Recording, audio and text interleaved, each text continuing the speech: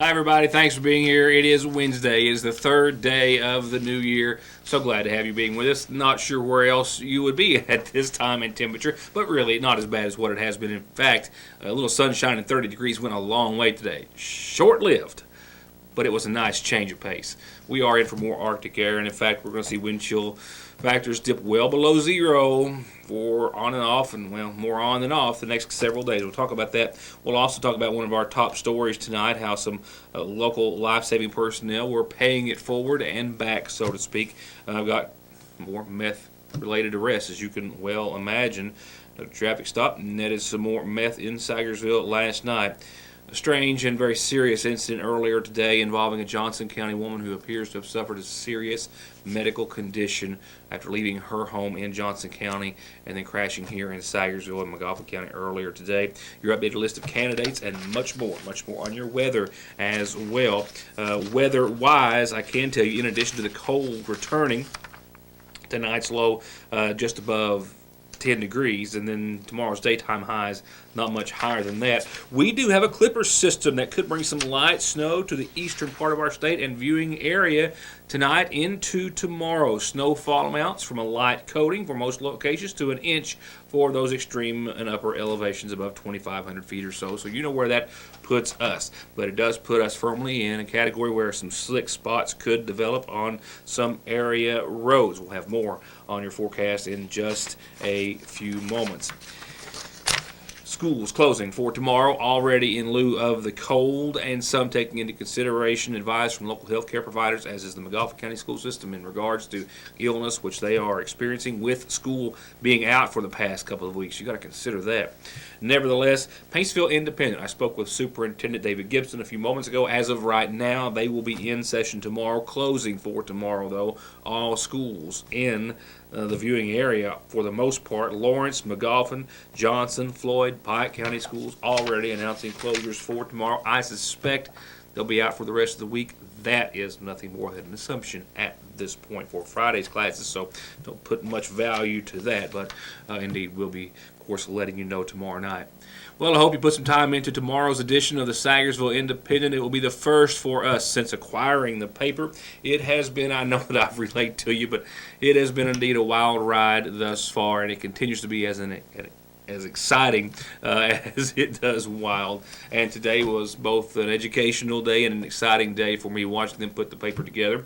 Their first edition of the new year will always, as it has, feature their top 10 in review, reflecting on their top 10 stories from the previous year. But in addition to that, even though with the big move that we made to our new location on East Maple Street, almost under the red line in downtown Sagersville, and them being shut down basically for 2 days this week and putting them under the gun, they still got the paper together, their top 10 in review. We also put together a really interesting history of the Sagersville Independent. Even the paper that wasn't the Independent, which was formed back nearly around the turn of the century in the 1900s and stuck around a few years, and how it's all evolved until where we are now, with it being under the umbrella, so to speak, of Mortimer Media and Your News Today. So the year in review, your updated list of candidates, as I'll have for you here in the program in a few moments. Also some thoughts that I wish to express and sentiments in regards to not just our acquisition, but also the history of the paper in and of itself. They also have courthouse notes being published in its entirety this week. Some super cool reports and pictures from the schools, and there are going to be a lot of changes and a lot of refreshing to do and a lot of updates that will happen a little slower, maybe. I'm not talking very slow, but just a week at a time, that we are just excited to be talking about, and ways to make sure that everyone wants to turn every page. And if you'll read my brief column, if you will, there on page 2, you'll kind of get where I'm heading with that. So we hope that you'll do so. Pick up a paper, please, if you can. It's going to be an exciting time from this point further, even more so than usual. The last 19 years have not been dull, I can promise you that. First, our top headline for this evening is one that I will have more on tomorrow. Frontier Gas has been denied a rate increase for their gas customers. Now, this is the second denial from the Public Service Commission in Kentucky in just the past several months. And the Public Service Commission went further than that. They have instructed Frontier Gas to prove why the company should not be fined for breaking the law. Now, they did at the same time, being the Public Service Commission, say that Frontier does have the right by law to charge more to replace their old gas supply lines. I'll have more on that report for you on tomorrow's program. Right now, we'll turn to two meth-related arrests. Two people who went to jail last night after neither one of them would claim the items found in the car. Some meth, residue, baggies, pipes, and some other items found by Sagersville police after a traffic stop last night. Sagersville police officer Mike Nichols was on routine patrol, he tells me, last night when he came upon a vehicle traveling in the opposite direction with only one headlight and the other non-operational. He made a traffic stop on that vehicle for the headlight being out, and when he did, he found the driver to be a Channing Dyer of Thelma. He also found him to be driving on a suspended license after running his information. He says that upon coming back to Dyer's vehicle after going to the police cruiser to run his driver's license information, Nichols asked Dyer if there was anything in the car, to which he replied no, and he also gave the officer permission to search. Nichols notes in his citation that that's when he found these items. He found a baggie with what appeared to be meth residue in the vehicle, and he also found a black bag that was lying under the purse of the passenger on the passenger side of the car. You can see what was in the bag. 2 meth pipes, a bag containing what appeared to be a crystal-like substance of meth, a small quantity, and several empty bags. He also says that neither of the 2 occupants would claim the drugs and or paraphernalia, and thus both were charged with possession of a controlled substance in the first degree. That is a felony charge. Dyer also charged with the one headlight, driving on a suspended license, and drug paraphernalia. Miller was also said to be charged with being in possession of drug paraphernalia. To get high-speed internet on their state-of-the-art fiber optic network for all of your home and business solutions, or to watch TV without a contract on over 200 digital channels with superb quality, or stay connected with family and friends with 24/7 telephone service you can always depend on, contact Foothills Broadband today. Or just click on their link to the right to find out how they're working to provide the latest in communications at affordable prices with exceptional service at Foothills Broadband. You asked for it, and Appalachian Wireless listened. Appalachian Wireless proudly brings to you the plan you've all been asking for. Unlimited data. Unlimited data is only $80 a month for a single line, or get 4 lines as low as $200. See store for more details. Better service, bigger savings. That's today's Appalachian Wireless, an East Kentucky network company. Data speed slow to 25 gigabytes per line to 512 kilobits for phones and tablets, and 15 gigabytes for modems. See store for more details. Hi, I'm Attorney Jeff Lovely. When hiring an attorney, experience does matter. For over 20 years, I've been representing clients throughout Eastern Kentucky. We are a full-service law firm, representing clients who've been injured in car accidents or at work, representing clients who need to file bankruptcy, representing clients who've been charged with a crime. For all your legal needs, contact my office when it matters. We have 2 locations for your convenience. In Sayersville at 349-4522 and West Liberty at 743-1965. If you've been waiting, wait no longer, but take no longer, because the 50% off blowout Christmas sale at Fraser's Prater Drug Seasonal Shop can't last forever. So you better hurry today and save 50% on everything with the exception of the trees, but everything else Christmas 50% off. And other seasonal and winter items will say clothing and more at great prices throughout. Great discounts too, but up to 50%. No, 50%, not up to 50% in their Christmas blowout sale right now at Fraser's Prater Drug Seasonal Shop. Don't let the holidays or taxes keep your family from being safe on the road. Get the tires you need for the season right now at Conley Tire in Staffordsville. You get them with 6 months, same as cash, thousands of tires in stock every day for whatever you need, and the latest discounts from all the major manufacturers. Conley Tire, 297-2424.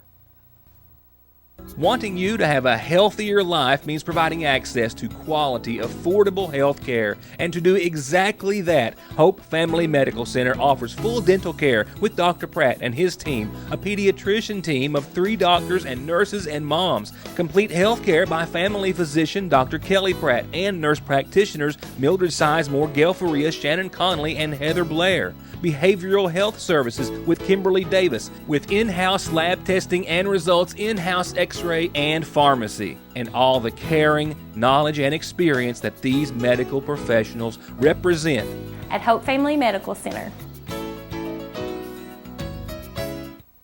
Yes, Logan makes the best truck bodies on the market, and they also have a fully stocked warehouse of dump body parts, PTOs, hydraulic pumps, hoists, anything you need to get back on the road. And they are a full-service steel and aluminum service center. They keep I-beam, channel, angle, pipe, round rod, rebar, expanded metal, sheet metal, and aluminum all in stock. And if you've got a big project, they do commercial manufacturing to your specs. Logan, since 1904. This next report is certainly a scary one. We hope it is no worse than what it appears to be on face value. I do not know the condition exactly of the woman involved at this time. But a scary situation after a woman from Johnson County left home earlier today, and I believe en route to see the doctor, either she or her son, who was a passenger in the car. But he told others who I spoke with off camera earlier today that soon thereafter, after they left home earlier today, something changed. She became unresponsive, albeit behind the wheel and driving, but wouldn't respond to his commands, his questions, and the like, and ultimately it was one wrong turn after another, leading them into Sagersville, onto Route 40, where she narrowly missed striking a flagman who was at a construction site on Route 40. It was that flagman who, as the car went by, heard the son, who had rolled the window down, yell, "She has gone deaf, she can't hear me," and something to the extent of "please help." The juvenile told authorities on the scene that she just couldn't hear him, that she was not acting right. He tried numerous times to get her to turn around or pull off, and that she just kept driving almost in an unresponsive manner from Johnson County through Sagersville onto Route 40, and then approaching this work zone. You see the flagman sign there. She approached the flagman. He tried to get the vehicle to stop. She just continued driving until coming to a rest in the ditch line, as you see here. The flagman hearing the son's plea for help as they drove by. She was experiencing signs of having a stroke or something of that nature, a serious medical condition on scene, and was taken by ambulance from here to an established landing zone on Route 40 closer to Sagersville and taken to the UK Medical Center. I spoke with members or friends of the family who confirmed earlier today that she had, they believe, suffered an aneurysm at some point, and that was what caused the entire situation to unfold. She was taken once again by helicopter. We don't have an update on her condition, but there were no injuries for herself or her son, both of which were buckled up in the car, sustained in the accident. We certainly hope her medical condition is improving. She was actually one of two individuals, another being a resident in Magoffin County who was airlifted for a health condition. A 67-year-old male was also life-flighted today after experiencing some prior health conditions and suffering a fall on yesterday. Next, here's a story about paying it forward and paying it back, so to speak. It comes to you from the Magoffin County Rescue Squad, where they were loading up this trailer just earlier this afternoon in an effort to make sure that no more people were cold and hungry tonight in Lexington than had to be. The Magoffin County Rescue Squad paying it forward by sharing supplies and support with officials in Lexington, which has a large number of homeless that they're trying to help as the brutal cold continues.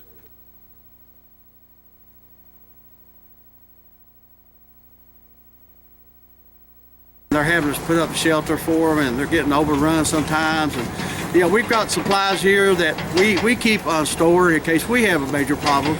But we have adequate supply if we have to give out blankets or MREs to out the county if they need to. We're keeping enough back to supply ourselves. Also, the Bloomington Fire Department has extras if we need to use them. So I just give a call to the Salvation Army in Lexington, told them who I was, and I said, we've got blankets, the throwaway disposable kind. I said, would you all be interested to help? We will take all you send us. So we're loading this trailer up with 14 boxes of 8 blankets apiece, and then we're sending also about 15 boxes of MREs, those ready-to-eat meals. And so hopefully this will make some kind of difference in somebody's life down there. knowing that we did help, and we're here. We can take care of ourselves, but always try to help someone else in need that needs it, and that's what we're doing today. The rescue squad sending a trailer load of meals and blankets to a city whose police department and some others came to Magoffin County's aid immediately in the aftermath of the tornado in 2012, helping to protect our people and our people's property the weeks that they stayed here thereafter. I've only said this, well, and I can't really say that there are no announcements to be made on our community calendar tonight. I actually have one that I read yesterday about the cooking classes that are coming up starting on the 8th here next week at the Magoffin County Extension Service. I'll get that on there and remind you tomorrow. I just didn't have time to get it on the screen, so do have announcements, just not typed in. And I'm sure as we start to ease our way into January and 2018 a little more, as always, the calendar will be full before you know it. I'll get that out in a second. If you want your announcement on the program, is what I'm trying to get to. Mail it, email, Facebook, phone, fax, drop it off at the studio, which is still currently on East Maple Street for a few more days, at least maybe another week or two, and we'll tell everyone about it. Birthdays and anniversaries too. Going on to obituary listings sponsored by the Magoffin County Funeral Home, I was asked to relay the following before going any further, that the Magoffin County Senior Citizen Center will be closed tomorrow in honor of J.W. Back, and his family. J.W. to be laid to rest at the age of 87 tomorrow, married to Martha Arnett Back, who survives. Also, his daughter Louetta Dyer and son Jeff Back survive as well. Visitation continues this evening and up until tomorrow morning's services, which will begin at 11 from the Sagersville Funeral Home. Burial will follow at the Roy Arnett Cemetery off River Road for, once again, J.W. Back, 87, of Sagersville. 76-year-old Frank Johnson of East Mountain Parkway passed away on the 1st, survived by his sons Eric Eugene and David Franklin Johnson. Visitation will be after 4 o'clock tomorrow, all day Friday, and up until his services that start Saturday morning at 11, all from the Sagersville Funeral Home. Burial will be at the Bill Shepherd Cemetery at Bradley Fork, once again in honor of 76-year-old Frank Johnson. And arrangements have now been set for 32-year-old Kimberly Ann Lumpkins Munez of Fort Myers, Florida, who passed away on the 26th, survived by her husband and daughters, Nia Mack, Leah Jackson, and Juliana Munez. Visitation will be after 5 o'clock on Saturday, and prior to Sunday services, they'll begin at 1 in her honor, all from the Magoffin County Funeral Home.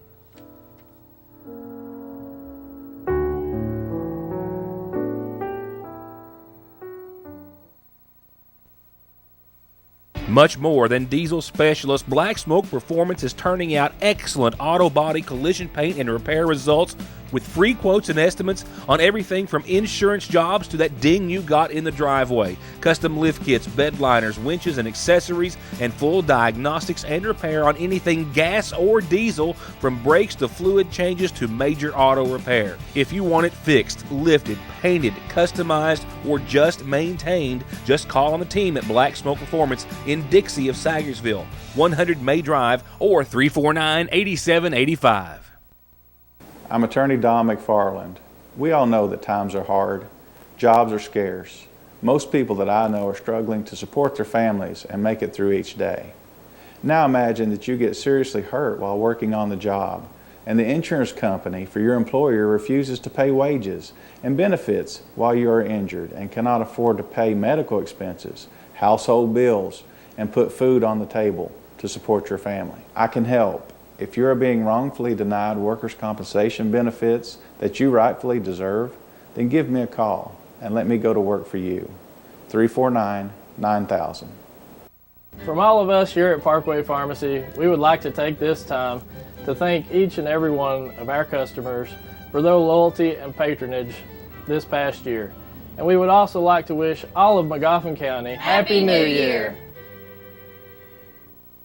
Like our 100% safe and secure mobile banking app at Sagersville National, we're always working to make your life a little easier, and our mobile deposit feature gives you more freedom and more time to do what you love the most. Just open the app, confirm the amount, and click. You're done. A safe, no-hassle way to manage your money from anywhere in the... well, you get the drift. Now get the app at Sagersville National Bank, 349-3131. Have the holidays got you a little strapped for cash? They'll loan you cash today on anything worth $1 at Parkway Gun and Pawn. They've got gold, they've got silver, they've got other jewelry, games, electronics, guns, new and used, long and short, firearms with all the ammo you can imagine, and whatever else you're looking for pennies on the dollar. Parkway Gun and Pawn on Parkway Drive in Sagersville, 349 Pawn. Is this thing on? This is a public service announcement from the hardcore champ Rex Talladega, and guess where I'm at? I'm at Gateway Motors, the sickest car dealership in town. Look at all these sick vehicles we got, the sweet deals. Come on down here, see my buddy John Harris, let him fix you up. Dial 349-2277 or just dial 349 cars. Who thought of 349 cars? That's really original. That's really nice, John Harris. Everybody knows that our Lee's Famous Recipe has the very best chicken in Eastern Kentucky and anywhere. And we've also got the tastiest country fried steak and gravy with your choice of homemade sides, or try our favorite with mashed potatoes and country apples. Don't do dull and dry. Do your senses a favor and let Lee's Famous Recipe make your next meal the best. And try our country fried steak, biscuits, and sandwiches too at your Sagersville Lee's. Hello, Magoffin County. Matthew Wireman here, candidate for County Judge Executive. If elected, one of my priorities will be reducing the amount of money coming from you, the taxpayer. Presently, as magistrate, I have no authority under the law to manage day-to-day operations. But as county judge, I will develop a budget that reduces the amount of revenue needed from property taxes. We will do more with less. We will provide the services you expect as citizens, and we will do it without bankrupting the county. I ask for your support during my campaign and your vote on Election Day. Thank you. We are now 27 days away, and perhaps getting close to 26 days away, I guess, from the official filing deadline for all of those offices which are up for grabs on the May primary ballot. And here in Magoffin County, and as is the case with Johnson and many other counties, that's pretty much nearly all, if not all, elected official races, public offices. And here is your updated list as of just this afternoon. We have several individuals and updates for you since our last presentation. Claude Ray Craft, Duke Craft, on the Democratic ticket, is the latest to run for constable in District 1 of Magoffin County, joining James Rudd, your constable now, and Democrat Jason Krieger. So there will be a race in the Democratic ballot in the May primary after Claude Craft has signed. There's also a new candidate for constable in District 2. Local fireman Zach Bauer on the Democratic ballot has now joined Silas Saylor and Dewey Marshall.